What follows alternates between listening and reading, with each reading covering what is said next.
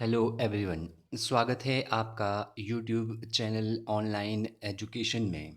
मैं assistant professor Praveen Thakur आज जिस विषय को लेकर आप लोगों के बीच उपस्थित हूँ वो है हिमाचल प्रदेश विश्वविद्यालय द्वारा, हिमाचल प्रदेश यूनिवर्सिटी द्वारा एमफिल के लिए, मास्टर ऑफ फिलॉसफी के लिए 2018 में एंट्रेंस टेस्ट करवाया गया था। तो उस एंट्रेंस टेस्ट का मैं सॉल्व पेपर आप लोगों के बीच प्रस्तुत कर रहा हूं। तो जो भी कैंडिडेट हिमाचल प्रदेश विश्वविद्यालय में master of philosophy political science में अपनी जो है सीट पक्का करना चाहते हैं, और अगर ये जानना चाहते हैं कि कौन कौन सा प्रश्न जो है उस सिलेबस से कहाँ से प्रश्न आते हैं और कौन कौन से प्रश्न पूछे जाते हैं, कौन कौन एरियाज से प्रश्न आते हैं, तो ये क्वेश्चन पेपर आप लोगों के लिए बहुत जो है बेनिफिशियल साबित होगा। आप वीडियो को एंड तक ज़रूर देखें और वीडियो से आपको ये पता चल जाएगा कि कौन कौन एरिया से क्वेश्चन पूछे जाते हैं, चाहे वो वेस्टर्न पॉलिटिकल थॉट हो, इंडियन पॉलिटिकल थॉट हो,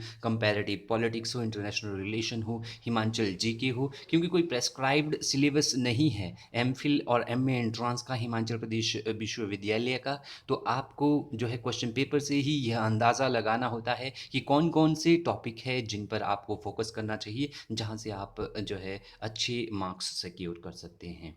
अगर आप चैनल पर नए हैं तो चैनल को सब्सक्राइब करना ना भूलें, और अगर आपको इसका जो है इस क्वेश्चन पेपर का यदि आपको पीडीएफ चाहिए तो आप चैनल की लिंक डिस्क्रिप्शन में जाकर इसका पीडीएफ भी डाउनलोड कर सकते हैं। तो यह एंट्रेंस टेस्ट हुआ था सितंबर 2018 में, इसको सॉल्व करने की मैंने कोशिश की है। अगर आपको कोई और पेपर चाहिए तो आप कमेंट बॉक्स में जो है कमेंट कर सकते हैं। मेरी मेल आईडी जो है डिस्क्रिप्शन में है, उस पर आप मुझे मेल कर सकते हैं, मैं आपको जो है वो पेपर प्रोवाइड करवा दूंगा। तो चलिए शुरू करते हैं।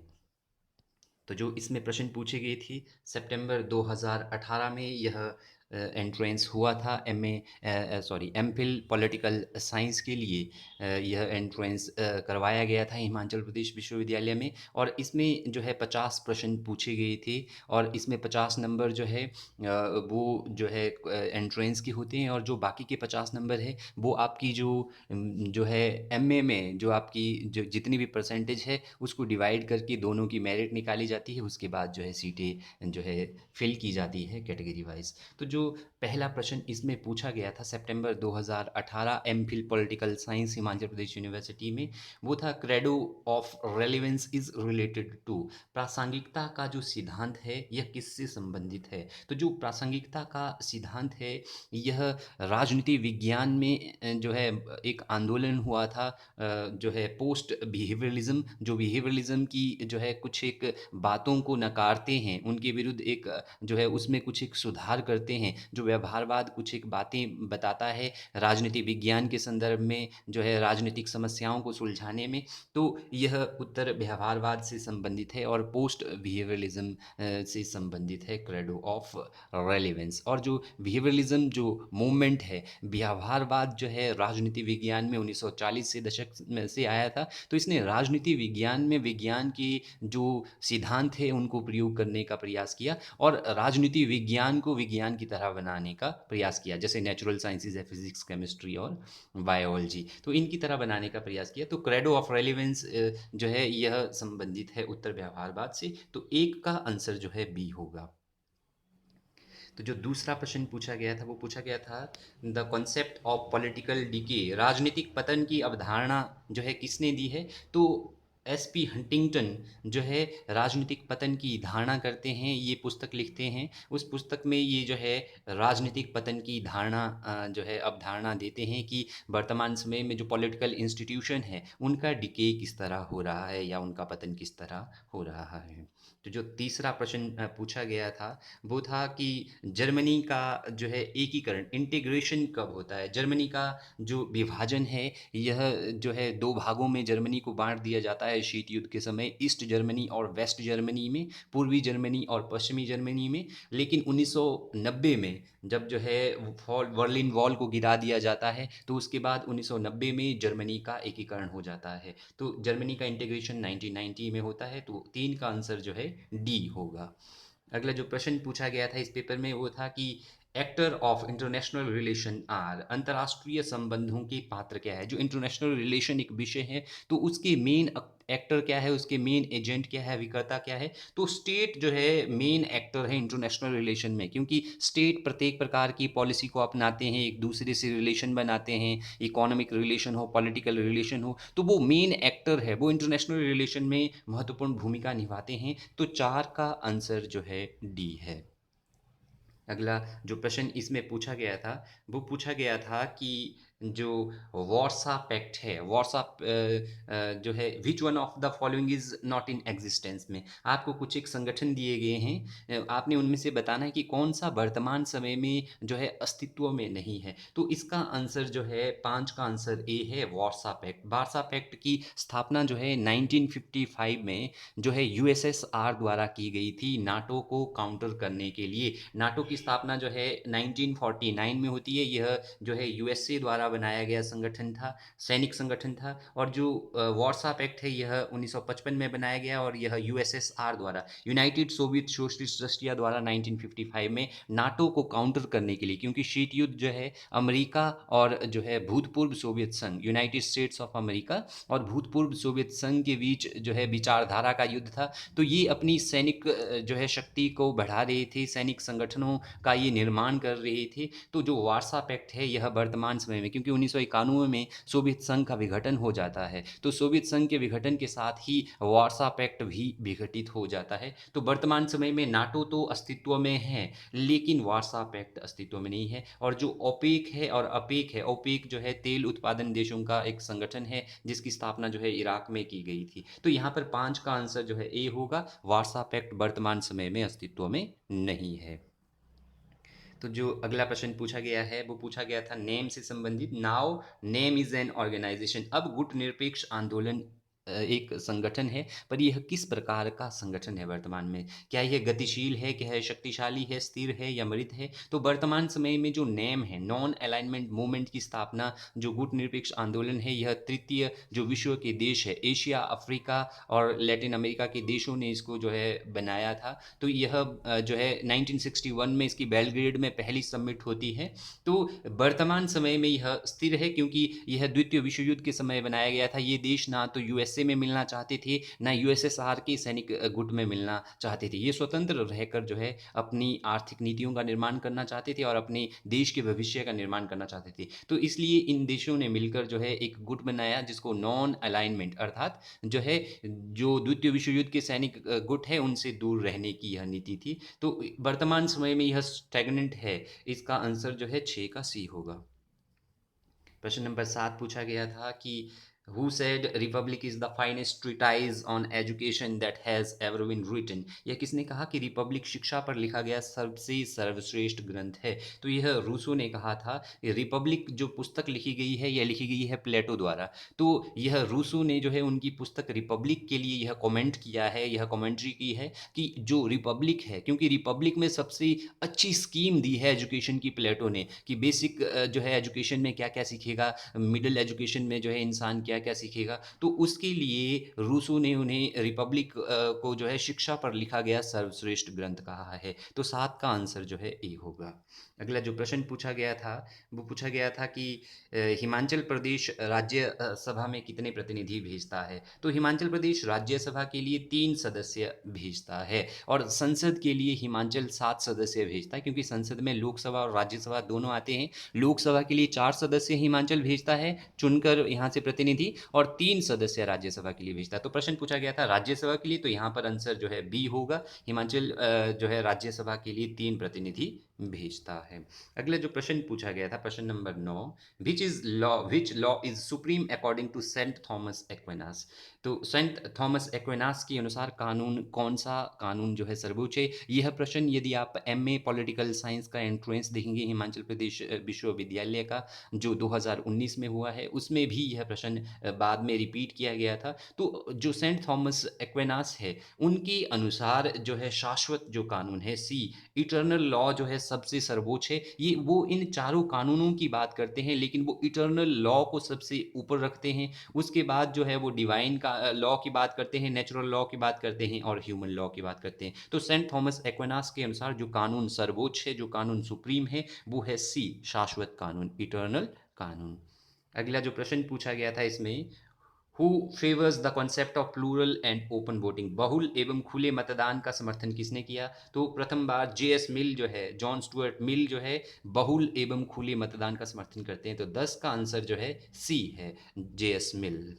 अगला जो प्रश्न पूछा गया था, वो पूछा गया था कि the author of the fragments on government, 1776 में यह पुस्तक लिखी गई कि फ्रेगमेंट ऑन गवर्नमेंट पुस्तक के लेखक कौन है? तो यह जो पुस्तक लिखी गई है, यह बेंथम द्वारा लिखी गई थी। इसका उत्तर सी होगा। बेंथम जो है फ्रेगमेंट ऑन गवर्नमेंट पुस्तक के जो है लेखक है। अगला जो प्रश्न पूछा गया था आपसे, वो ये पूछा गया था कि प्रस्तावित अंतर्राष्ट्रीय उत्तर दक्षिण जो यातायात गलियारा है, जो proposed international north south trade transport corridor है, उसका जो है प्रस्तावित अनुमानित लंबाई क्या है? तो इसकी जो लंबाई है वो है 7200 किलोमीटर अप्रॉक्सीमेटली। तो इसका आंसर डी होगा। प्रश्न नंबर 13 जो पूछा था, वो पूछा था कि भारत की जो भारत सरकार की जो सौभाग्य योजना है, यह किससे संबंधित है? तो यह जो है विद्युतीकरण से, इलेक्ट्रिफिकेशन से संबंधित है। एलपीजी जो है, यह जो उज्ज्वला योजना से संबंधित है। तो जो इसका आंसर 13 का यहाँ पर होगा, ये विद्युतीकरण से होगा। तो 14 नंबर का जो प्रश्न इसमें पूछा गया था, वो पूछा गया था कि नीचे कुछ एक व्यक्तियों के नाम दिए गए हैं, इनमें से भारतीय असंतोष का जनक किसको कहा जाता है? Who called Tilak as father of Indian unrest? तो भारतीय असंतोष का जनक जो है तिलक जी को, बाल गंगाधर तिलक जी को किसने कहा? तो ये वैलेंटाइन शिरोल ने कहा था तिलक जी को कि वो जो है भारतीय जो अनरेस्ट है, जो हम इन्होंने संघर्ष किया भारत की स्वतंत्रता के लिए, बाल पाल लाल ने, और इनकी फेमस जो कोट है कि स्वराज्य मेरा जन्मसिद्ध अधिकार है, मैं इसे लेकर रहूँगा। तिलक जी ने ये जो है कोट दी थी। तो यहाँ पर आंसर जो है 14 का जो है बी होगा। वैलेंटाइन शिरोल ने इनको फादर ऑफ इंडियन अनरेस्ट कहा है। अगला जो प्रश्न पूछा गया था, वो पूछा गया था कि कानून संप्रभु का आदेश है, law is command of sovereign, ये किसने कहा था? तो हॉब्स जो है ये कहते हैं कानून संप्रभु का जो है आदेश है। क्योंकि कानून जो है संप्रभु का आदेश हॉब्स किस तरह कहते हैं? हॉब्स जो है अपना सामाजिक समझौते का सिद्धांत देते हैं,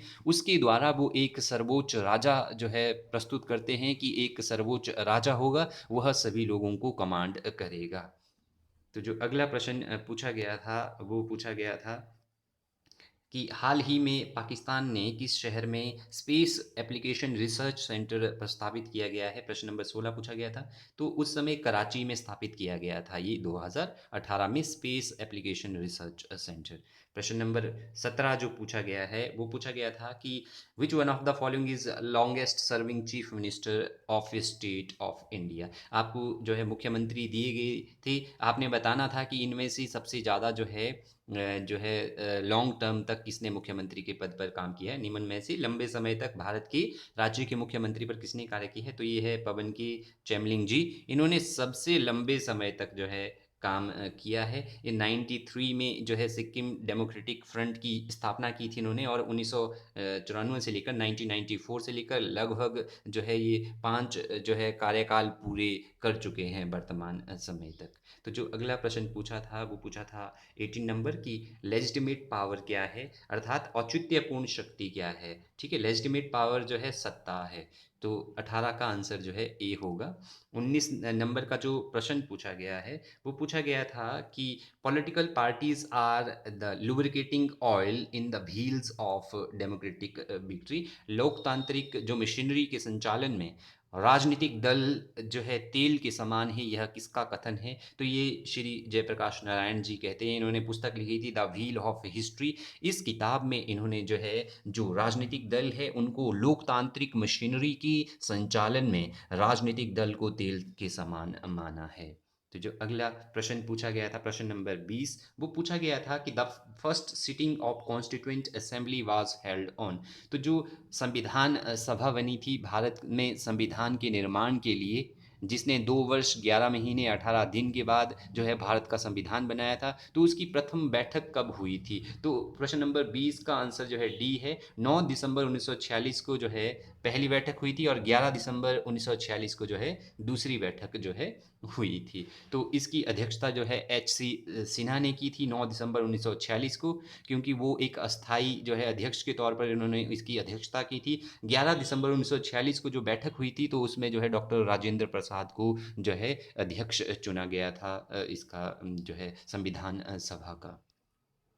अगला जो प्रश्न पूछा गया था, प्रश्न नंबर 21, वो पूछा गया है कि भारत में विशेष राज्य का दर्जा जो है प्राप्त राज्यों की संख्या कितनी है? तो ये 2018 के अनुसार पूछा गया था कि 2018 में विशेष जो दर्जा प्राप्त राज्य थे वो कितने थे? तो उस समय विशेष दर्जा प्राप्त राज्य जो है 11 थे, लेकिन वर्तमान समय में उसमें जो है आर्टिकल 370 के अंतर्गत जो है जम्मू कश्मीर भी था, लेकिन अब जो है वर्तमान समय में जो है उस समय के अनुसार जो है ये आंसर 11 होना था, लेकिन वर्तमान समय में जो है क्योंकि जम्मू कश्मीर को अब केंद्र शासित प्रदेश बनाया गया है, तो अब इसमें जो है कुल राज्यों की संख्या जो है 10 रह गई है। और 371 आर्टिकल में ये जो है ABCDEFGHI जो है अनुच्छेदों में सब सेक्शन में डिवाइड करके जो है विशेष राज्यों का दर्जा दिया गया है बहुत सारे राज्यों को। अगला जो प्रश्न पूछा था कि उत्तराखंड उच्च न्यायालय के मुख्य न्यायाधीश का नाम है, तो ये 2018 के अनुसार पूछा गया था, तो उस समय KM जोसेफ या जो है इनकी तरफ जो है राजीव शर्मा थे। ये क्वेश्चन थोड़ा सा जो है ट्रिकी था।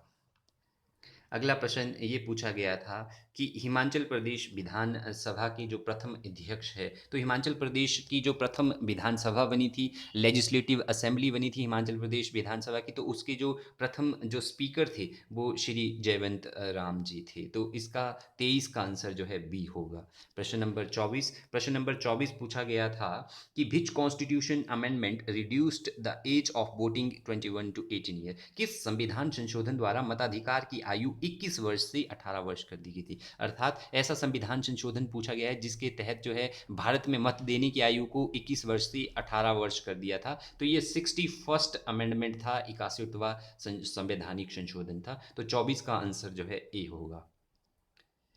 अगला प्रश्न पूछा गया है कि the quorum of Lok Sabha is, Lok Sabha की गणपूर्ति क्या है? अर्थात लोकसभा की बैठकों के लिए जो है कितना कोरम होना जरूरी है? तो लोकसभा की जो बैठक है उसके लिए जो है 1/10 सदस्यों का उपस्थित होना आवश्यक है। अर्थात वर्तमान समय में वैसे तो अधिक से अधिक लोकसभा की सदस्यों की संख्या 552 हो सकती है, तो अगर आप 550 को मान के चलते, क्योंकि इसमें एंग्लो इंडियन है, तो 550 में अगर आप इसका 1/10 करेंगे तो मिनिमम जो है 55 जो है सदस्यों का जो है संसद में या लोकसभा में उपस्थित होना आवश्यक है, तभी जो है लोकसभा की जो है मीटिंग हो सकती है, अदरवाइज नहीं। तो लोकसभा की जो अध्यक्ष है वो जो है, लोकसभा का जो संयुक्त अधिवेशन है वो भारत का राष्ट्रपति बुलाता है, और लोकसभा की सदस्यों की संख्या वर्तमान समय में जो है 545 है, और लोकसभा के सदस्यों का चुनाव जो है भारत की जो लोग हैं, भारत के राज्यों की जनसंख्या द्वारा किया जाता है।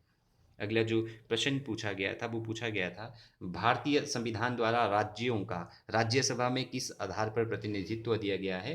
तो जो राज्यसभा को जो है संविधान द्वारा राज्यों का राज्यसभा में प्रतिनिधित्व दिया गया है वो जनसंख्या के आधार पर दिया गया है। तो 26 का आंसर जो है डी होगा।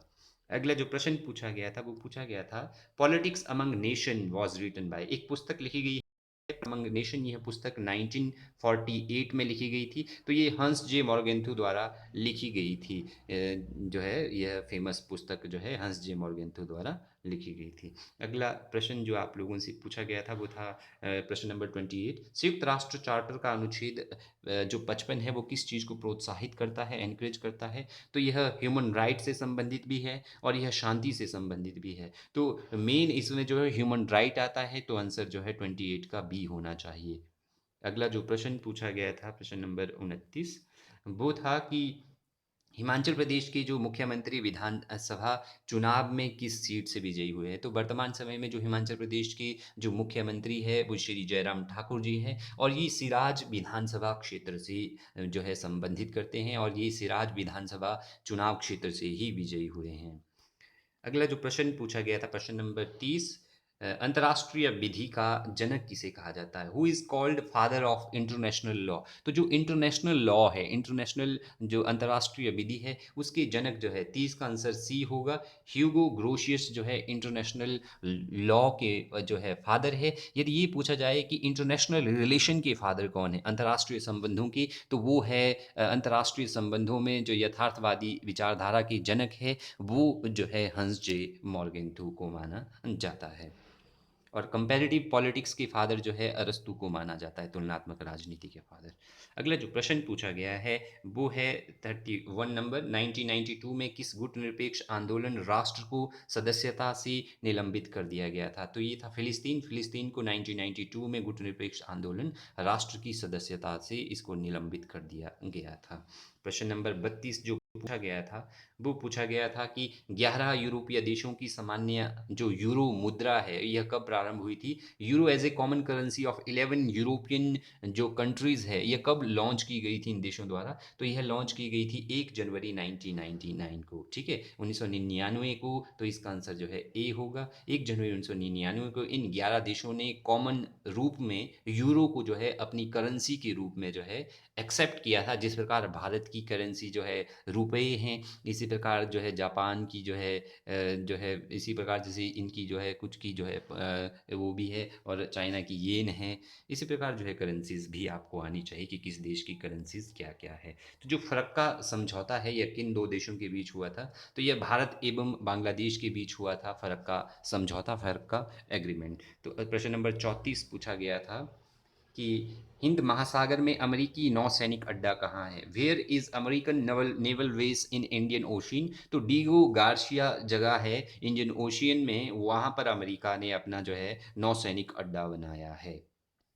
अगला प्रश्न है, अकॉर्डिंग टू कौटिल्य, कौटिल्य के अनुसार ज्ञान की शाखाएं क्या है? तो अकॉर्डिंग टू कौटिल्य जो ज्ञान है, ज्ञान में जो है त्रयी में जो है ज्ञान का इन्होंने वर्णन किया गया है, त्रयी वार्ता अन्वीक्षी दंड नीति, ठीक है। तो ये सब जो है जैसे अन्वीक्षी में वैज्ञानिक जानकारी है, ठीक है, और दंड नीति में राज करने की नीति के बारे में इन्होंने बताया है। तो ये जो है सब उन्होंने ज्ञान के पाठ बताए हैं। तो 35 का आंसर जो है डी होगा। कौटिल्य के अनुसार ये सभी ज्ञान की शाखाएं हैं। प्रश्न नंबर 36 पूछा गया था, वर्तमान जो हिमाचल की विधान सभा है, ठीक है, 2018 का प्रश्न पूछा गया है। तो क्योंकि वर्तमान समय में जो है 13वीं विधानसभा जो है हिमाचल में कार्य कर रही है, तो इसका आंसर जो है सी होगा। प्रश्न नंबर 37 जो है ये पूछा गया था, हिमाचल प्रदेश विधानसभा के उपाध्यक्ष कौन है? तो यह क्वेश्चन मोस्ट प्रोबेबली इसके जो आपको ऑप्शन दिए गए हैं वो सारे के सारे 2018 के अनुसार गलत है। तो इसको जो है स्क्रैप किया गया था और इसकी वेटेज जो है सभी लोगों को शायद मिल गई है। अगला जो प्रश्न पूछा गया था वो पूछा गया था कि democracy is rule of fools who said it, कि प्रजातंत्र मूर्खों का कथन है, यह किसने कहा था? तो यहाँ पर जो ये टर्म कहा गई है कि प्रजातंत्र लोकतंत्र मूर्खों का शासन है, यह किसने कहा है? तो मोस्ट प्रोबेबली जो है जो थॉमस कार्लाइल है ये हो सकते हैं यहाँ पर इसका आंसर। और जो रॉबर्ट डाल है ये लोकतंत्र के आलोचक है। तो इन दोनों में से कोई हो सकता है। और बेंथम ने तो जो है लोकतंत्र को जो है उत्तम शासन प्रणाली के रूप में पिक्चराइज किया है। तो यहाँ पर इस क्वेश्चन के हिसाब से जो है थॉमस कार्लाइल आंसर सही हो सकता है। लेकिन सही मायनों में जिस व्यक्ति ने ये कहा है कि लोकतंत्र अज्ञानियों, अयोग्यों एवं मूर्खों का शासन है, तो ये सर हेनरी वेन कहते हैं लोकतंत्र को, प्रजातंत्र को, कि प्रजातंत्र जो है अज्ञानियों, मूर्खों एवं अयोग्यों का शासन है। अगर ऐसा प्रश्न आएगा तो आंसर सर हेनरी वेन होना चाहिए। लेकिन यहाँ पर पूछा गया है कि प्रजातंत्र मूर्खों का शासन है, तो Thomas Carlyle most probably answer होना चाहिए। पर फिर से रिपीट कर रहा हूँ, यदि ऐसा प्रश्न पूछा जाए कि लोकतंत्र अयोग्य, अज्ञानियों एवं मूर्खों का शासन है, तो वो सर हेनरी मेन ने कहा है। तो सर हेनरी मेन भी हो सकता है प्रजातंत्र मूर्खों का शासन है। तो अगला जो प्रश्न पूछा गया था, निम्नलिखित में से भारत का सर्वप्रथम किस राज्य में लोकायुक्त की स्थापना की गई है? तो महाराष्ट्र प्रथम राज्य था 1972 में जहाँ पर लोकायुक्त जो है स्थापित किया गया था, ठीक है। महाराष्ट्र के बाद जो है राजस्थान, बिहार, उत्तर प्रदेश और मध्य प्रदेश में, ठीक है। और मिस्टर वॉम जो है पहले लोकायुक्त थे महाराष्ट्र की। तो 39 का आंसर जो है ए होगा, कि जो है महाराष्ट्र की लोकायुक्ता जो है कौन है, वो जो है महाराष्ट्र पहला राज्य था जिसने लोकायुक्त को नियुक्त किया था। जो अगला प्रश्न पूछा था कि भारत की पहली महिला सचिव, the first women of foreign secretary of India. Foreign secretary, यहाँ पर विदेशी जो महिला सचिव है वो पूछी गई है, तो ये थी श्रीमती चोकीला अय्यर।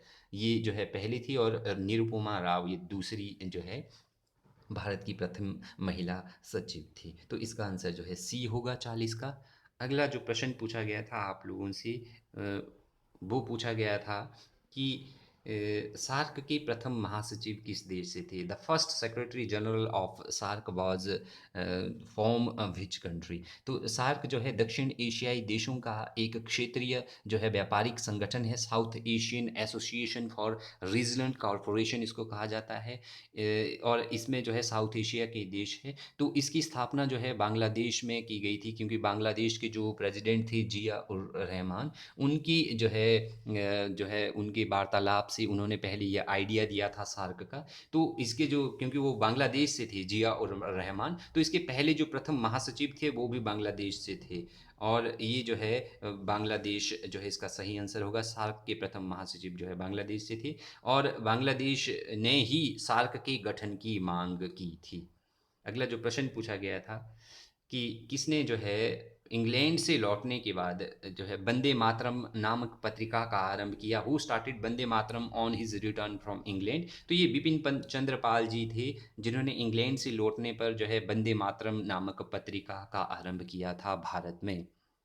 अगला जो प्रश्न पूछा गया था इसमें 2018 एमफिल पॉलिटिकल साइंस में, गांधी विद्यमान शिक्षा प्रणाली को प्रतिस्थापित करना चाहते हैं कि गांधी जी जो वर्तमान शिक्षा प्रणाली है उसको जो है इसको रिप्लेस करके इसकी जगह जो है कौन सा सिस्टम जो है in favour of replacing the existing educational system by, तो वो जो है बेसिक के द्वारा जो है वर्तमान जो शिक्षा प्रणाली है उसको जो है चेंज करना चाहते थे। और बेसिक एजुकेशन में महात्मा गांधी जी कहते हैं कि प्रत्येक व्यक्ति को जो है प्रत्येक कार्य की बेसिक नॉलेज होना चाहिए, कि कारपेंट्री कैसे होती है, या ये सब वो बेसिक एजुकेशन में इंक्लूड करते थे। इसको जो है बारदा स्कीम भी कहा जाता है गांधी जी की एजुकेशन की।